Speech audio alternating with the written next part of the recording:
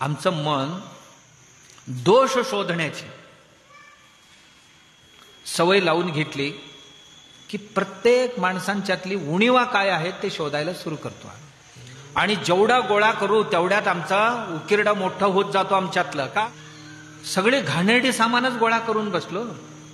त्याची दुर्गंधी काय बाहेर जाणार आहे. गोळा आम्ही इथे करून ठेवलेले.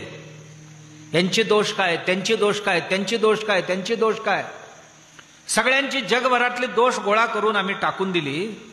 दुर्गंधी काय दुसऱ्यांना येणार आहे. ज्यांच्या घरात ठेवलेले त्यांनाच येणार त्याची दुर्गंधी. आम्ही काय दुसऱ्यांच्या मनात ठेवली आणि नाही, आमच्याच मनात गोळा करून ठेवली. तो माणूस दिसला की आम्हाला चांगल्याऐवजी त्याचा वाईटपणा दिसायला लागतो. त्याच्याबद्दल अनादर सुरू होतो. तो माणूस आम्हाला सहकारी बनण्याऐवजी, मित्र बनण्याऐवजी, मैत्रीण बनण्याऐवजी आमची शत्रू बनते. का झालं असं? तर आमच्या मनाला लागलेली सवय.